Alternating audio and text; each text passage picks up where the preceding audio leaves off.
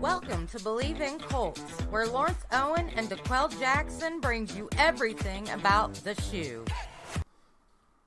What's going on, Colts Nation? Welcome to another episode of Bleav in Colts live stream again with myself and DeQuell Jackson. DeQuell, how's I heard that someone close to you that you knew pretty well passed. Yes. So there's a guy named Trevor Mowad. He is a mental conditioning coach. I actually heard the news through social media this morning. And, it explains why we kind of lost contact some time ago. And I didn't know he was battling cancer for the past 2 years. And he was a guy, and we've talked offline a little bit about it. He was a guy that helped me when I was in a really dark place over 10 years ago. And he basically kind of retool my brain into, being the guy that I am today and approaching my career as a professional and just mapping out every detail of my life at that moment. He's helped myself, and he's worked really closely with Nick Saban, Florida State, the head coach here near University of Maryland, Mike Locksley. So he's impacted so many athletes like myself. So I just want to give my condolences to his family because he was a great guy. Trevor Mowad, have his book here. It takes what it takes. One of his sayings that he lived and died by it. So, it was unfortunate to hear the news, but his legacy will live on for a very long time. Oh yeah, especially with all the people that he's helped, No you can't put a price on your mental health. So, that's. And he was ahead of the curve. He was ahead of the curve. That was over 10 years ago. That's when I really started investing in the mental aspect of my game, not just studying more and watching film more, actually having tools to help your brain process information better. And I was at IMG Academy in Bradenton, Florida years ago. Now they have a football team there, but their facilities were top notch during that time. And it really gave me a lot of tools that I currently use to this day. So I'm a huge component of playing the game above the shoulders, as I like to say, because a lot of athletes just train their bodies. And you have to know, hey, if you're going to be what makes an average player great is up here. It's not necessarily what the physical attributes that you have, but when you can invest up here, the sky's the limit. Speaking of great athletes, the Colts are missing a few of them in practice the last couple days. We're looking at guys like Quentin Nelson, guys like Darius Leonard, Braden Smith, and Xavier Rhodes again for the second straight week in a row. Man, those are four pillars of our team on the starting lineup. If those guys can't go, that's really going to impact, I think, the outcome of the game this Sunday against the Rams. Yeah, you need all your dogs in this fight because you have a lot to play for this upcoming week against the LA Rams. As you mentioned, Darius Leonard has been battling this ankle injury for quite some time. This last game against the Seahawks, he had it taped up.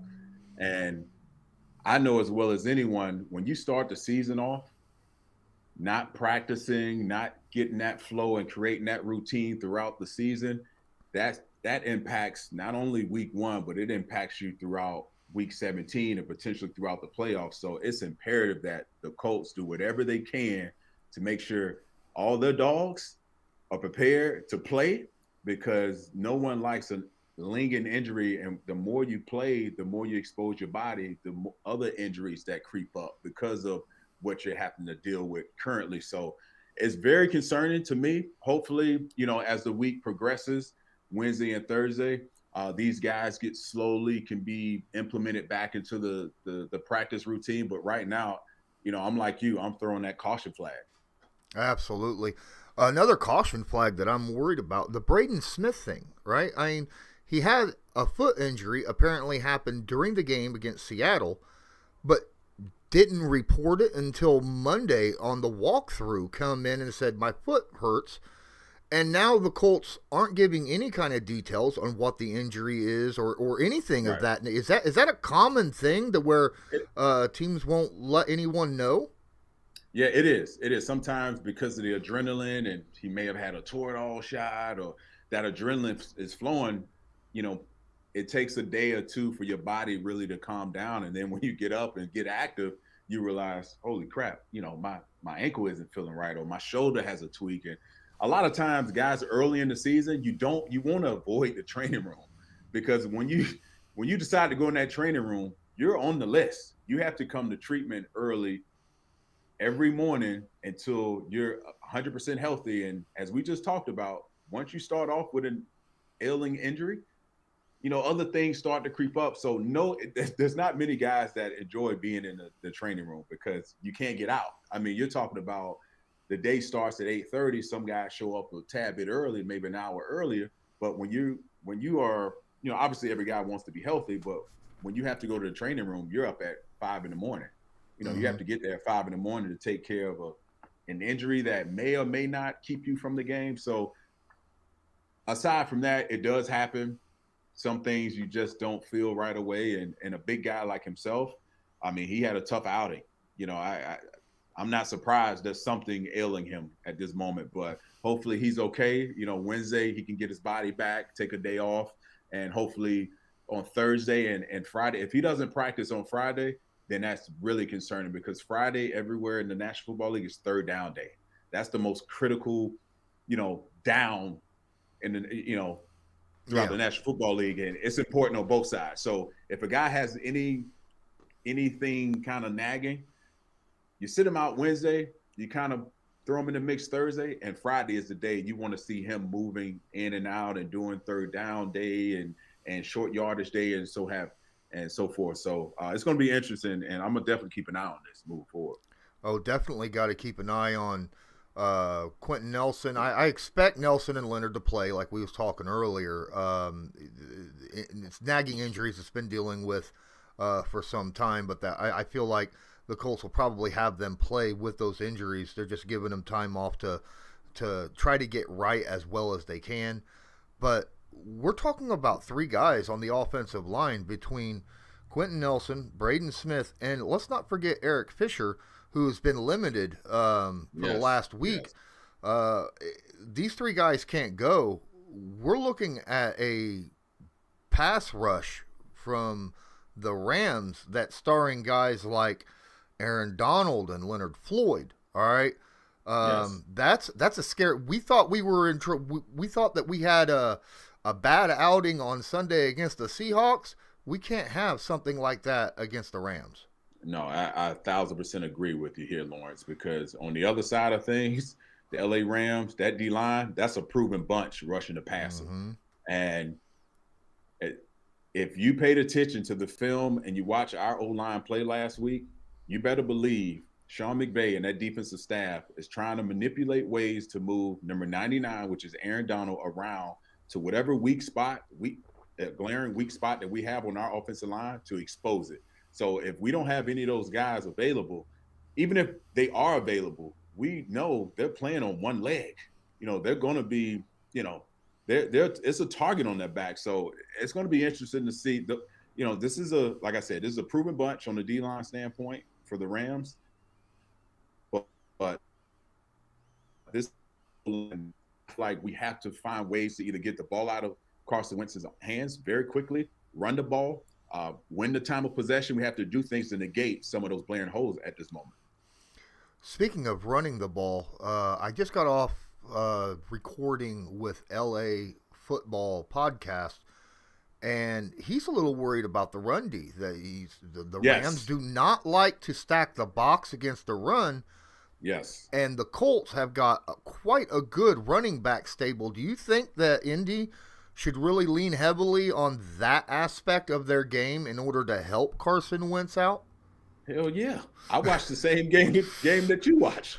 That was concerning to me it was concerning, but it benefits us, because if you look at last game with the LA Rams, I forget the running back's name from Chicago, but he had some pretty decent runs for 30 yards and 20 yards and 40. So there is there is some positivity, in terms of, helping our O-line. Hey, run blocking is easy.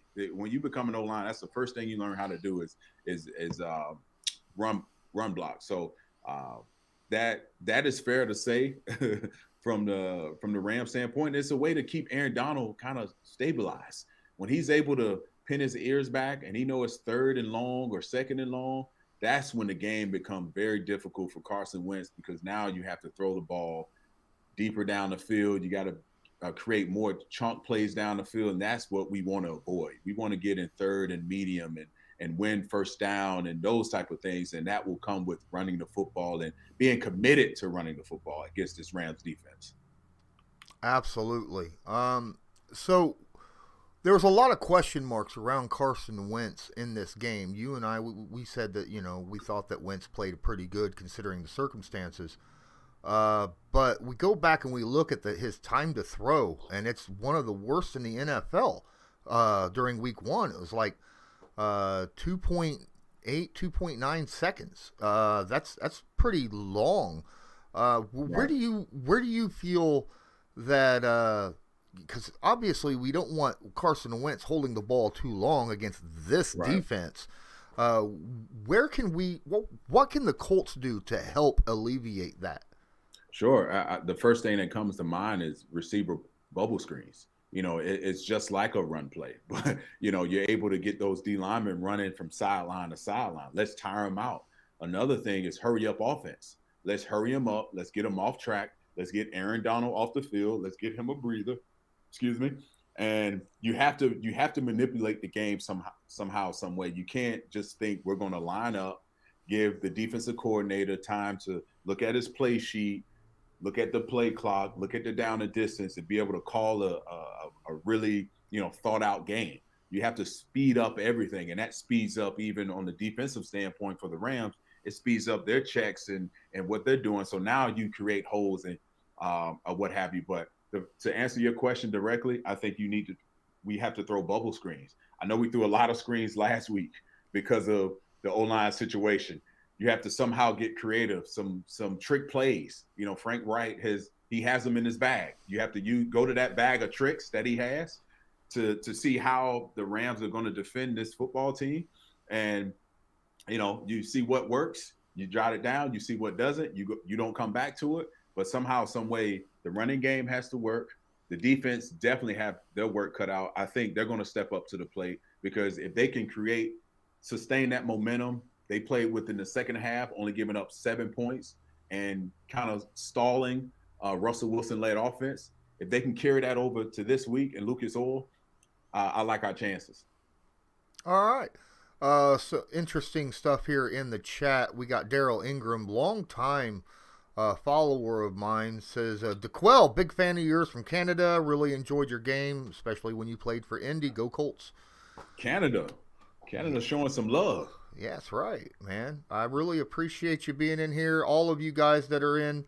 Charday Loading talks about we need to focus on winning the division. How important is a game against the Rams, even though it's not a divisional game? We'll see it unfold the later part of the season. Obviously, winning your conference game is very important. Winning your division is very important. But we'll see how the other AFC South teams fare against outside opponents in the NFC, because we won't see it right now. We're not going to see it right now. It's the middle to the later part of the season, seedings and what have you. So it's very important. You want to win every game, obviously. As a competitor, you want to win every game. And you need to win the games that you're supposed to win. This one here is a 50-50 game where these are two playoff caliber teams. Because let's face it, if the Colts go on a run, which we all believe they can, and they go to the Super Bowl, this is a team that they could potentially play again. So we don't know at this moment what implications it may have, but every game is important. And, this is not only is it an important game, but this is a great test for our football team up front. Our offensive line to get back on track, our defensive line to get back on track, and this team to get some confidence going into the following weeks, because this is a good football team. They can beat a great football team.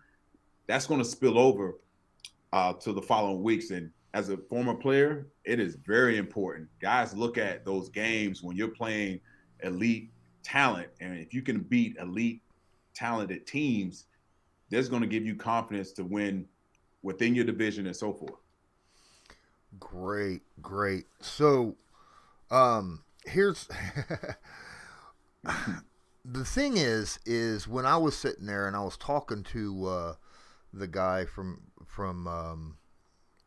LA Football Podcast, Yes. Ryan, he seems to not realize, he's like, why haven't the Colts been able to develop wide receivers outside of T.Y. Hilton? No one's a name. And that got me thinking, starting a different quarterback every year for 4 years straight, that's got to play into it, don't it?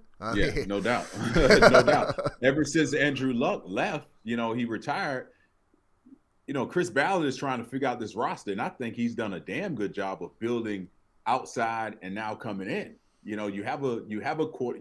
Your team was a top 10 defense last year. Your offense was, I Bleav, top 10 in scoring offense. So it wasn't just the quarterback.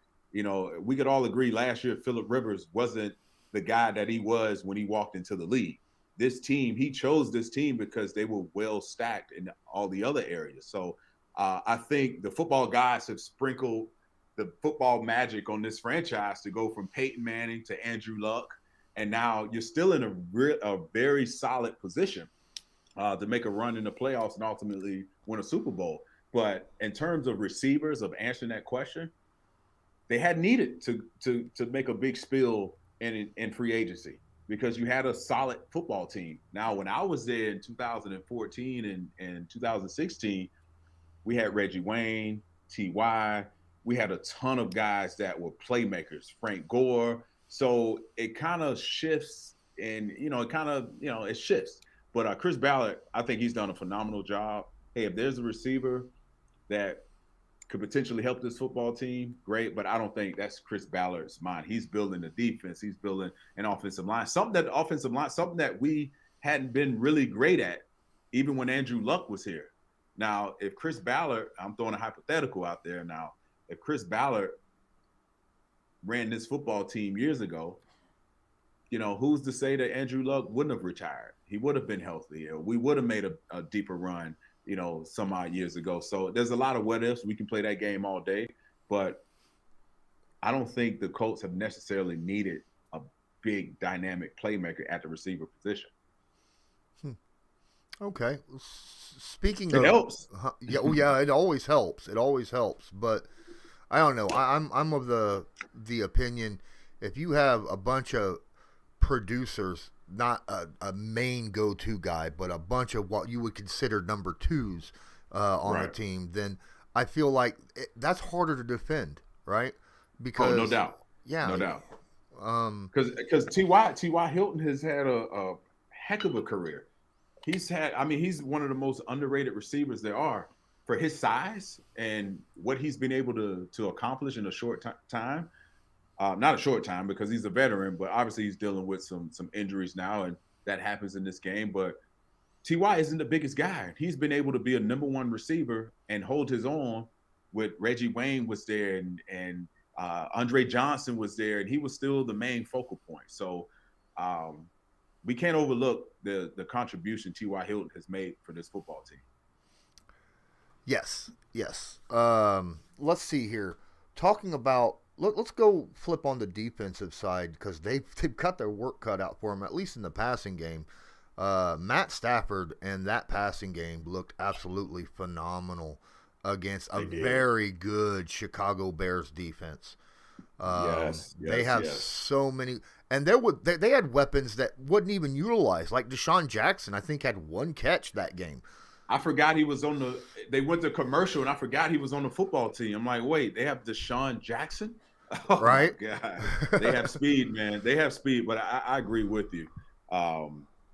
Man, Matt Stafford is definitely – this is his year. I think this guy has the mental mindset of I finally got a creative play caller. I finally have a defense. I finally have a complete team around me because years ago, we looked at him as being the savior because we were blessed with the Tom Brady's of the world and the Peyton Mannings of the world. Well, that's not him.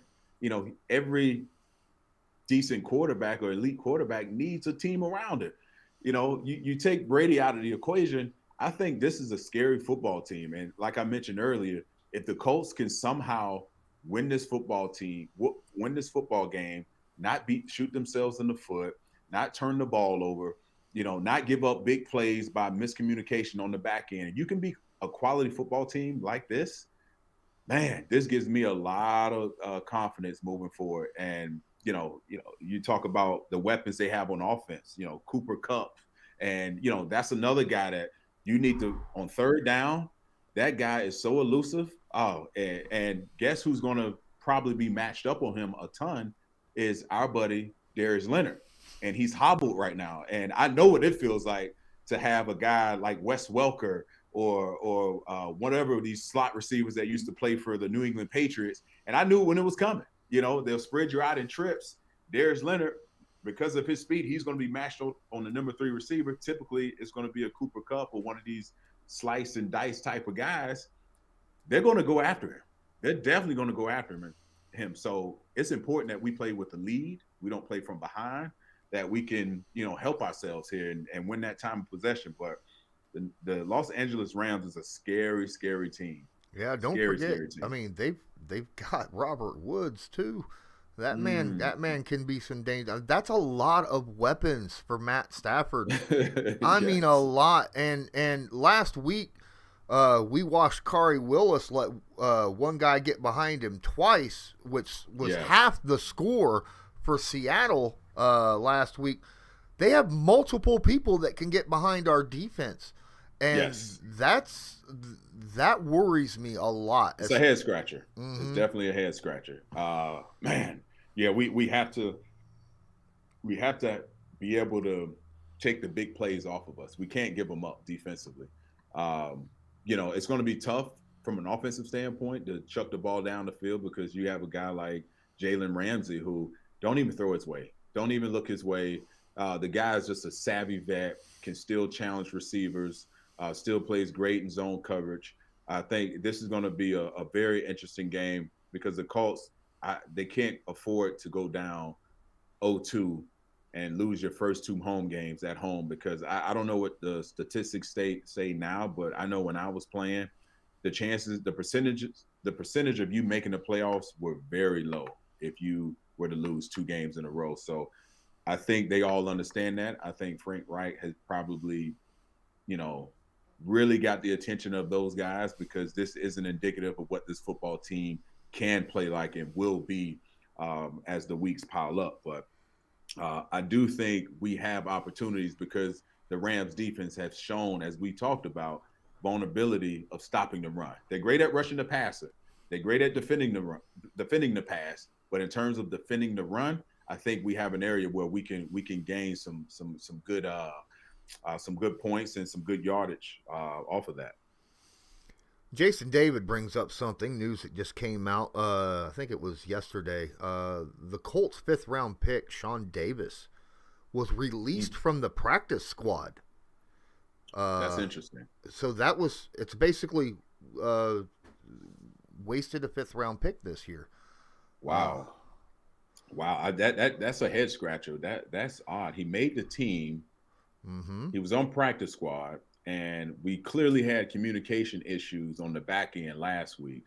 And to release a guy who knows the system that could potentially come in and, help you. I don't know. I don't know about that. Maybe there was something internally that went on that they aren't disclosing because that isn't that's rare. That your draft pick as a GM. You've done your due diligence all year. You've chosen the best guy you possibly can. In the 5th round, you find gems. And maybe there was something that went on internally to get him booted off this football team. Yeah. That's very interesting. A 5th round rookie being released is just not something you see every day. He'd had to have played terrible, and I don't think he played that terrible. What I'm thinking is you're probably right. It probably has something to do with with him as a person. Something happened. Yes, something definitely probably happened here, because you just don't. That doesn't happen unless what changed from last week to this week. Granted, no one played well last week, so that's interesting. We got to keep our eyes on that later in the week and see if we can figure out what happened with that. That is very interesting, because our secondary needs all the help they could possibly get, because with all these injuries mounting up, early on in the season, you don't want that. Not right now. Nope. We haven't even made it to a bye week. We haven't made it to the first quarter of the season. So this is whew. I'll tell you what, our playmakers, the DeForest Buckner, Darius Leonard, Xavier Rhodes, these guys, I'll even say Jack Doyle, these guys who are the playmakers, who are the veterans and the leaders on this football team. This is the moment where they have to rise to the top. This is why you're being paid. This is why you are who you are, for these moments where, granted, it's only one game. I'm not, losing my mind here, but those are the guys that have to be able to be the playmakers and galvanize this team by your play and your actions on the football field. Absolutely. Hey, guys, if you're watching this right now, please smash that like button, hit subscribe if you're not subscribed, tag that notification bell. If you're listening to this later on whatever podcast platform you listen to, please don't forget to download and share it as well. I'd really, really appreciate it. It'd help us out a ton.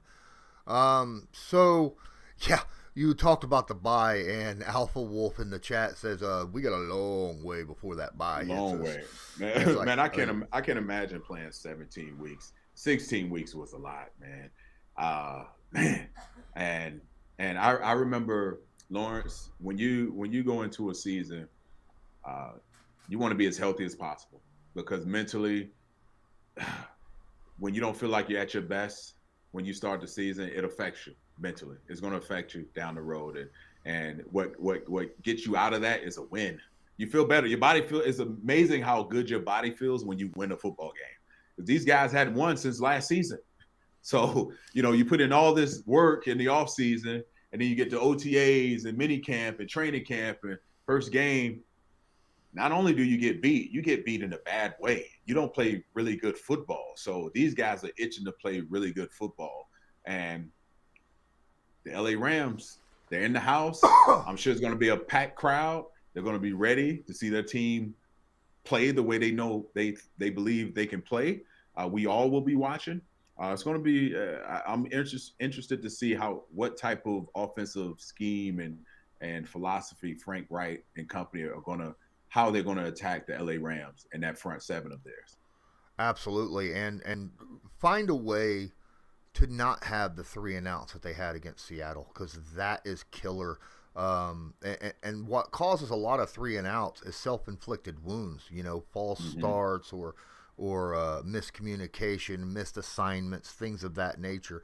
One says third down is the most important down, but in my opinion, I think first down might be, because if you get first down right, that makes second and third down so much easier to get if it comes to that. Right. First and third. Third is the more of an emphasis on, your pass rushers and your quarterback and your receivers, being on the same page, right? Mm-hmm. We get it. You overcome not having a so good first down, but you're right. First down, if you are able to gain, we would always say defense yards and keep them off track. So you get them to 2nd and 7+. Now an offense is playing from behind. They're off track. The way their play sheet their plays are predominantly on schedule plays. And when you get off track, then it throws a wrench in the offensive play callers, thinking. So I agree with you. First down is very crucial. I remember, Greg Minuski, he third and first, and second down, you look for, if you win first down, you're looking for, if you're a defensive player, get back on track, some sort of screen or not gotta have it play, but intermediate route. So Yeah, that the Colts can't start like that. You're right. They have to find a way to win the first down and make the game easier for them. Get Carson Wentz in that offense to 3rd and 5 or less, and now you're rolling. Now you're creating some momentum. So when it does come, which it will, you're going to get off track on first down, and now you have to go out and make some plays. Now the players have to go out and make plays, and your quarterback has to go out and make great throws. And your offensive line has to protect, and your running backs have to protect. So you want to make the game as easy as possible. You win first down, you control the game, and you also control the time of possession. So there's a good question by my other co-host from Colts Law. Loyalist asks, what goes on into seeing through an offense that uses a lot of pre-snap movement? Mm-hmm. Like, so what goes on in a defensive player with a defensive player, and they're sitting there trying to break down the game, the offensive play call, and you got all this movement going on. How do you see through all that movement to see what's actually going on? Yeah, the way I dealt with it, you have to every offense is going to lie to you, right? There's not many offenses that's going to come out and show you their formation and stay in that formation and play ball. Because guys like myself and veteran guys, you start to pick up tendencies throughout the game. Whatever you've learned, whatever you've studied, walking into that game, now there's in-game adjustments. And the way I used to deal with it, I would anticipate if a team comes out in motion, I look at the guys who can create a new formation, the guys off the ball. If there's slot over here, I'm looking at the slot receiver. Is he tucked in really tight to the either tight end or tackle? And if he is, more than likely, he's moving back over here. And based on the split, so you have to play the game a couple steps ahead. And it takes film study, it takes experience, and it takes a great play caller to understand, because a lot of times you don't have a lot of guys who can go from one coverage and based on emotion go into an entirely different coverage. It came up last week against the it was in the Chiefs games actually. They had this set where they have 3 receivers here, receiver backside, and the running back motions to create an empty set. Well, the Browns had a blitz on, and as a linebacker, I saw it coming. The guy pretty much ran in motion. He ran the route, and the inside linebacker blitzed, and Travis Kelce was right over the ball for an easy 5-yard gain. So not everyone is able to do it. If you have a great play caller, you have a great, when I say play caller, a great signal caller, I should say, linebacker who can get your guys in and out of adjustments, it makes everyone else feel a lot more comfortable, because a lot of guys, you have to communicate. And it showed up last week. A guy running scot-free down the field, you give up a big, a touchdown before the half, 2nd and 20, it can't happen. It can happen, and it's because of that. Now, I don't remember the particular play if anyone motioned, which I highly doubt it, but those are the things that offensive coaches try to create confusion on the defensive end with all the motion, and we call it window dressing. Yeah. So there was an interesting question, but I'm gonna bring it up myself. Something different, because you did play linebacker, and you did watch the game against Seattle, and I'm sure you watched a sideline pass to the tight end Disley for Seattle, and Bobby Okereke comes streaming down and just get crumbled at the tight end's feet, right? And what went through your mind when you saw that play unfold before you? It's like, thank God it's he has another week, because it's week 1, so everyone's getting the rust out. So I took it as that. I was like, okay, you got to play better than this, because in film study, everyone's gonna look at him like, man, what the heck are you doing?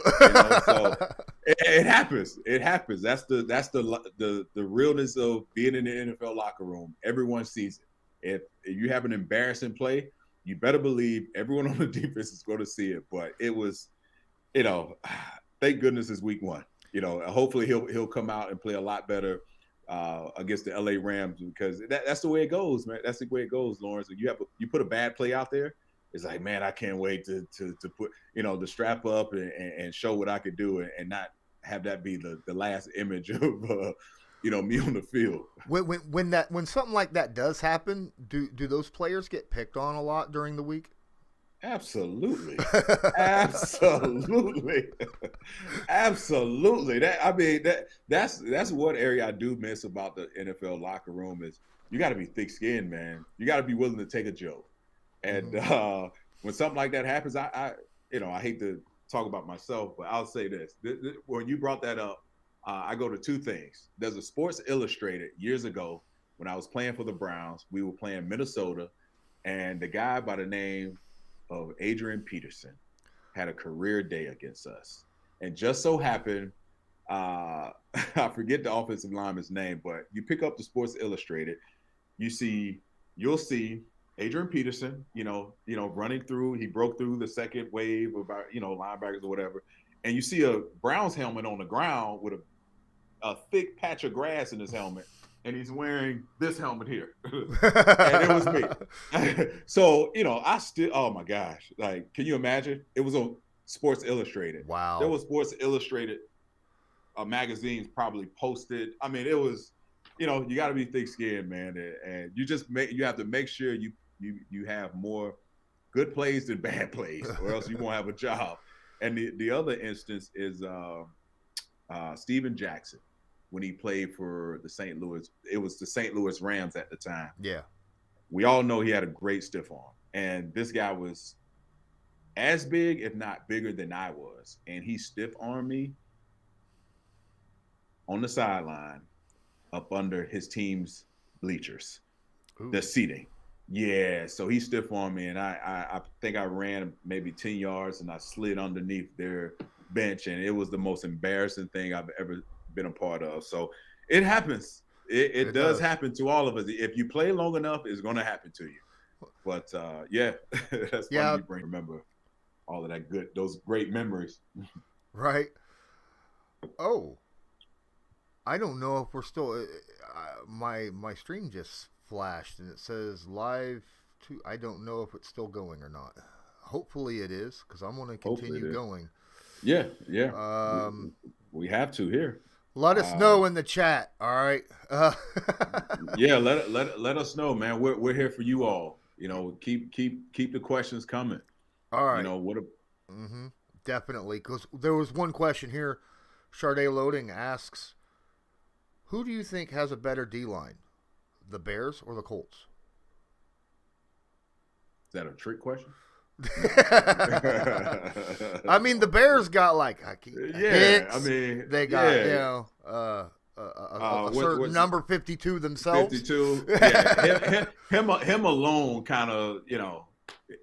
He's a generational talent. The guy can disrupt the game by himself, and I don't think it's a no-brainer. I think the Bears definitely have a better defensive line, and I can tell you this: if we had a number 52 that would rush off the edge like that man,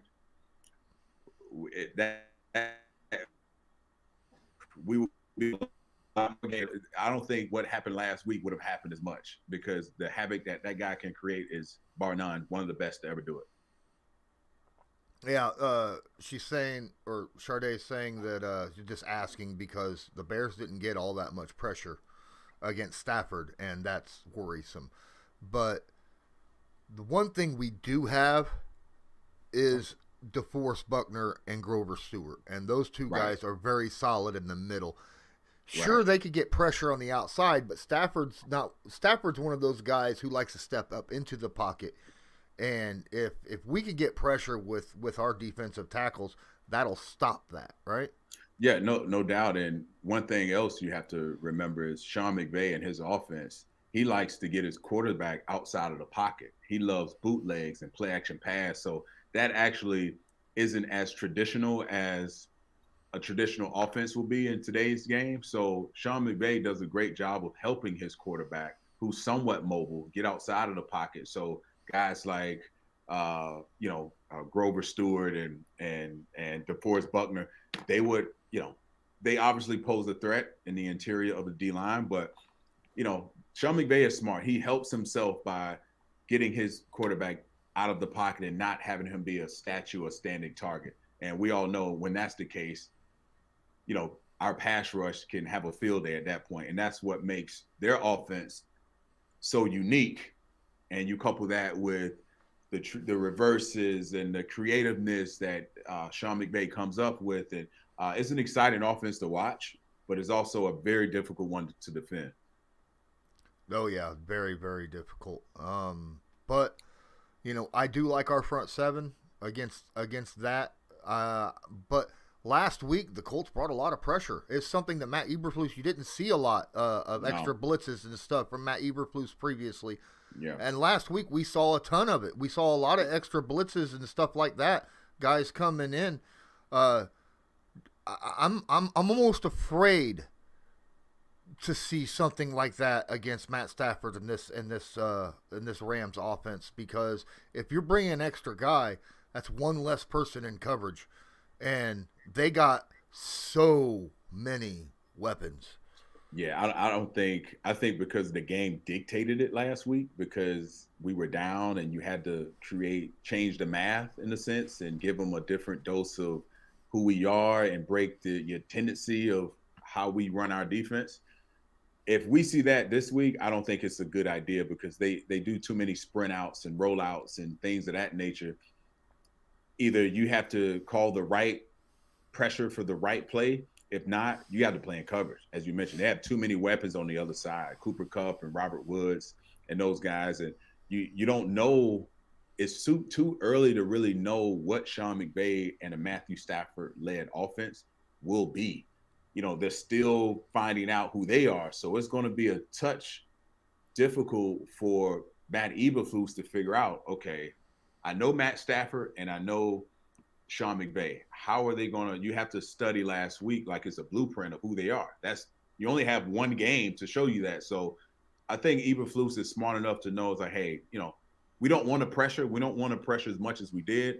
We got some guys banged up, some of our key guys banged up. We need them healthy. And we need their eyes on Matt Stafford and that unique offense where they give you some misdirection and things of that nature. And when you're blitzing, that means your man-to-man coverage or zone man coverage, some form of man coverage, which we've proven last week. The communication standpoint is not on par of where it needs to be. So hopefully they were able to get those things corrected. But you're right. I think we need to go back to who we are. Trust the guys up front to get pressure, hold their gap, stop the run. Let's play fundamental football from a defensive standpoint. And then if the game dictates it, now you can mix it up and add some pressure here and there if you're able to. So I'm going to get to your question, Alpha, finally. Alpha Wolf asked, wonder if we'll actually see Marlon Mack this week. And I actually believe we probably will. I think the game dictated that we did not see Marlon Mack last week, because Seattle liked to use a lot of people in the box, and the offensive line was just not getting very much push. And Marlon Mack is that guy who he uses the offensive line. He directs the blocks and finds the opening, uses patience. The Rams, we already talked about, don't bring extra guys very often into the box. I think that'll open it up a little bit more for Mack, and I think his game would probably be more effective in this kind of a situation than some of the other running backs. What do you think? Yeah, I think you have to test it. You have to try. I mean, I think we have three really, really good running backs. Naheem Hines has been very good, and you add Marlon Mack. If that's the case, you have to test it. You have to be – not only do you have to test it, you have to be committed to it. If you stay committed to it and you get Aaron Donald bored – with just playing run, all great pass rushers get bored just playing the run. And like we talked about earlier, you spread them out. You throw little hitches and bubble screens to your receiver. You get those guys going from that 3-point stance to the sideline. Tire them out. Speed up the game. But I do think Marlon Mack, if Marlon Mack has a chance to play, I think you use it. I think he's itching. You need to use all the healthy people and the available players that you have that are playmakers for your football team. Absolutely. Especially in a situation like this, find somebody that works and then ride the horse That's the way I see it, man. Yes, man. You have to. You have to find a way to. And I'm trying to think about ways to help our O-line, and I think that does it. You know, you're upfront with them. You tell them, hey, this is what we're going to be committed to. I've seen it in the past. We're going to run the freaking football. We're going to run this, that, and the other. We want to get those guys confident and not on their heels to think, oh, heck, are we going to open the game up throwing the football? Do we know what we're going to call? Because last week we didn't fare all that well. Give them confidence. Give them confidence. Test that LA Rams front seven. See if they can hold up. See if they're committed to stuffing the run and being committed to stuffing the run. And I think you have to constantly take the pressure off of Carson Wentz, for one. Keep him upright, because I'm sure he's banged up. For sure. You don't want to repeat that, you know, that 12, that heavyweight bout that he played by himself, you know. So I think we got a good chance here. I think if they can do those things, I think offensively we can be productive. I have one more question before we end this, and it's something that just came up to my mind. When you're dealing with an offense like the Rams, who is just they have so many weapons and a veteran quarterback like Matt Stafford, is it better to try to disguise what the defense is doing, or play base like yourself, whatever it is, and just try to be fundamentally sound? Yeah, you're definitely, based on their personnel, whether it's, I think they're going to run a lot of little people personnel, like 11 personnel, 12 personnel. So that's going to dictate alone of playing like a sub defense. You're probably going to have one linebacker and a safety in the box. So I think it all depends on how the game plays out. But again, disguise has to be your number one priority from training camp, from OTAs and minicamp. You have to be able to disguise your coverage, because a guy like Matthew Stafford, you're not going to fool him. He's seen every look. And the longer you can hold your disguise, whether you're a safety in the box and you have deep third, you have to hold your disguise as much as possible. But I don't think our secondary is there just yet. I've yet to see it. Last week, line up and play. Line up and play. You know what? We're going to play man on man. We don't care if Matthew Stafford knows it at times. But in other times where, you feel confident as a play caller, my guys can disguise this particular coverage we've run 1,000 times throughout the offseason, throughout the summer and training camp. I think you have to simplify the game plan, and you have to be able to trust that your guys can execute the plays that you call and not get too cute and not get too creative. Matt Stafford has seen everything. And you talk about such a dynamic offense. I think that plays a huge part, because they have too many playmakers. And you have to be able to reroute guys. We haven't talked much about that from a nickel standpoint, or you're a strong linebacker or a linebacker. You have to be able to disrupt their timing. They're all about timing. That offense is timing. You disrupt that timing within that 5-yard target deal.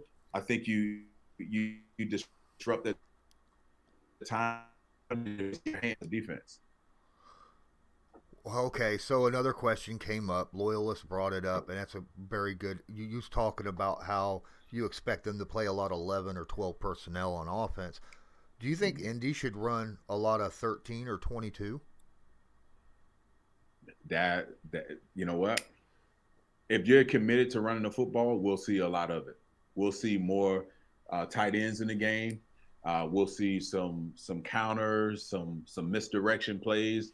And when you line up in 12 and 13, and it's, you see one receiver spread out, you're telling me, okay, we trust our guys up front. We trust the guy that we're handing the ball off to, and we're going to be committed to running the football. And now when that happens, now you can play action pass off of this, and now the game's become much easier read for our buddy Carson Wentz. So, yeah, I do think we should see a healthy dose of it early to see how the Rams defense responds to a team that's committed to running the football. But they have to do it. If you think you're going to line up and just out of 11 personnel in shotgun and hand the ball off with a guy like Aaron Donald, who's so quick at the point of attack. I don't see that being successful.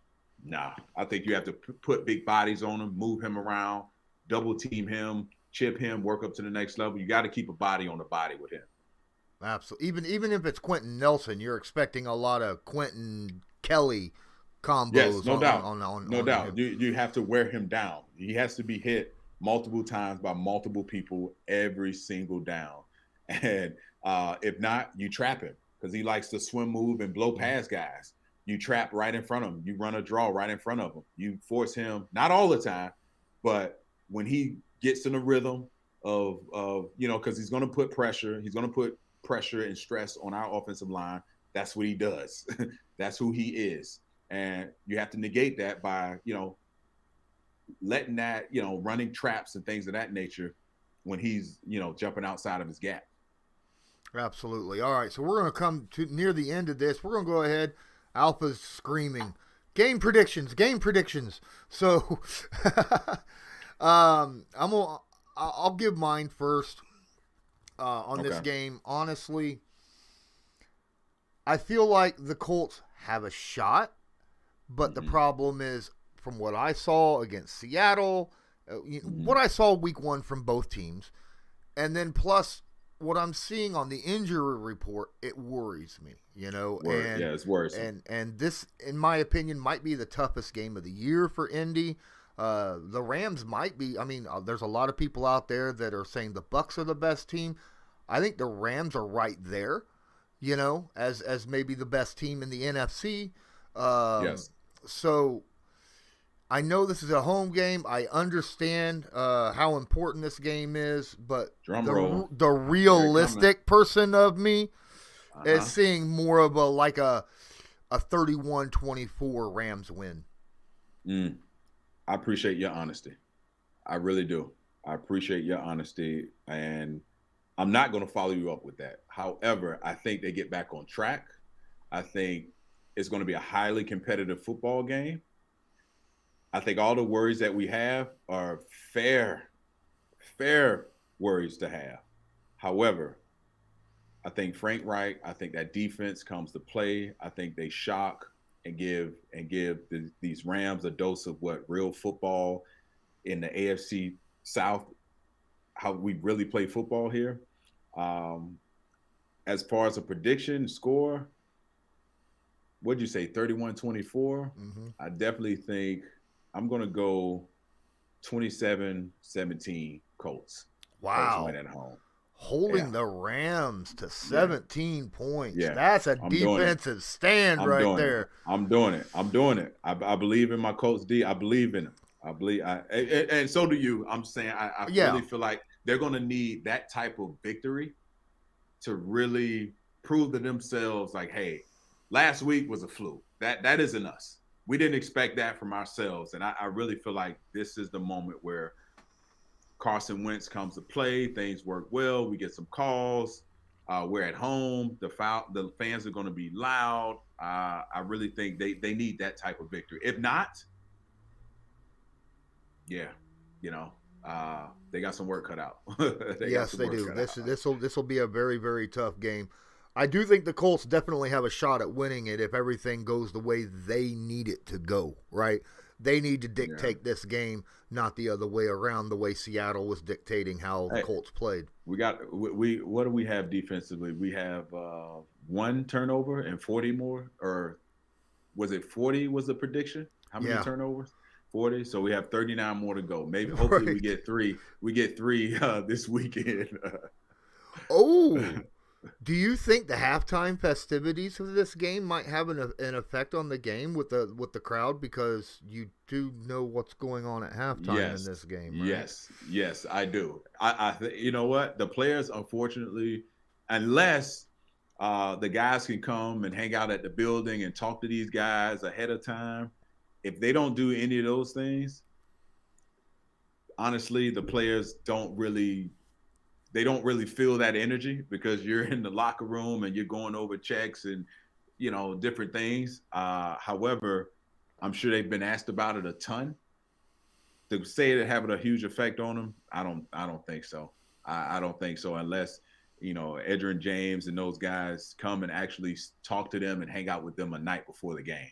That's the only, if they don't do that, I don't really see it being weighing heavily on the players right now. A lot of these guys don't even, they're so young, but I don't think it has a huge effect on them.